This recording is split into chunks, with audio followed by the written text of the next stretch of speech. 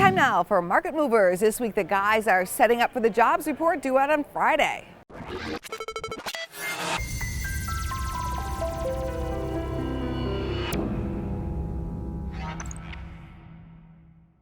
Welcome to Market Movers. I'm Jim Urio with Scott and Martin. Hi, Jim. Okay, so Friday we have the jobs number. We saw ADP on Wednesday, and it was a decent number. We've been on a hot streak. Is that going to continue? And do things like Iran and China and global risks matter more? Jim, the old famed two-part question. Listen, I believe the labor markets are going to stay on the hot streak. Why? Because other economic data that's out there is supporting, I think, a continued economic expansion in the labor market. However, with respect to some of the geopolitical tensions that are out there, we need strong economic data nowadays to help offset some of the geopolitical risks. But the strong economic data doesn't scare the Fed? No, it doesn't, because of the fact that the Fed did what they needed to do. They needed to get this economy back on, say, its own stable footing so that the Fed could step away, not just hike rates anymore. Now, before we dive into our trade discussion, I'd like to point out that these are examples, not recommendations or advice. When we price these trades out, the S&P was trading at about 32.57-ish. Yeah, give or take a minute or two, Jim. Yeah, right. When the S&P would move about 5 or 10 handles, which it in the does last in this 12 hours, environment. That I actually like this as a trader, because there's a lot of expressions that are out there that I believe you can take advantage of depending on pricing levels and certainly depending on fill. So, Jim, just looking at things out there and feeling that I'm still nervous about a lot of the action recently. It's been positive in the sense that we've seen recoveries. But as an example today, Jim, I think there's something interesting out there I'd like to tell you about, specifically looking at buying a 3250, 3225 put spread in the ES for 6.5 ticks.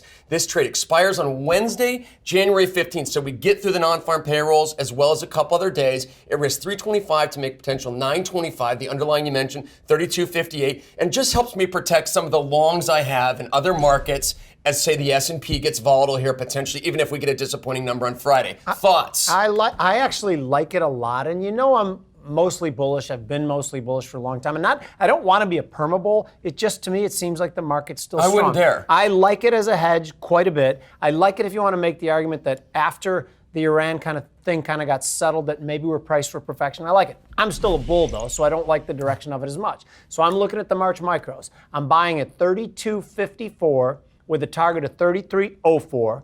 and a stop place below 32.24. That 33.04 was picked on purpose because I think if we get within spitting distance of that 3,300, we shoot, we try to go through it. If we can't, might suck people in, and then might be the time to go. Right. Yeah, it risks 150 to make 250. Thoughts? Listen, I'm not against the bullish expressions that you've put on recently. In fact, a lot lately because they've been correct. Yeah. But just in the sense of the levels are very good. I just believe the right thing to do these days is just a little bit more protection given everything that's been going on. I think both of those are things can exist together quite comfortably. Most likely. Last question. Does China and Iran and global tension actually give the Fed a little ground cover to stay more dovish despite hot data? It does, and the fact that we're in the presidential election cycle, fourth year of. So therefore, the Fed has a lot of reasons to stay out of the way, and I believe those are things that the market likes to see given what the Fed has done for us so far last year. Thanks for joining us on Market Movers. I'm Jim Urio, where we are helping to make you a better trader.